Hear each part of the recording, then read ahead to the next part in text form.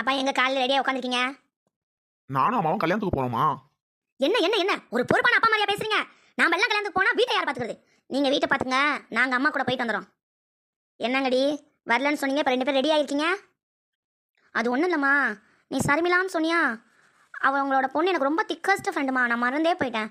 அதுக்கு தான் நாங்களும் வரோம். என்னது சர்மிளா பொண்ணு உனக்கு திக்கஸ்ட் ஃப்ரெண்டா? அவள் உன்னை விட 4 வயசு மூத்தவளாச்சே. மா இப்போ என்ன, பிரியாணி சாப்பிட தான் வரோம், கூட்டு போக முடியுமா முடியாதா? பாய் வீட்டு பிரியாணிலாம் திரும்ப கிடைக்காதுமா. மா அக்கா விடுமா, நீ என்ன கையில் பையோட இருக்க? கிஃப்ட் ஏதாவது வாங்கியிருக்கியா? எங்க காமி. என்னம்மா இது, பையில கிச்சனில் இருக்க சாமானெல்லாம் இருக்குது, கிச்சனை காலி பண்ணிட்டியா? ஏ இல்லடி, நாம் போகிறது இவ சொன்ன மாதிரி பாய் வீட்டு பிரியாணி சாப்பிட.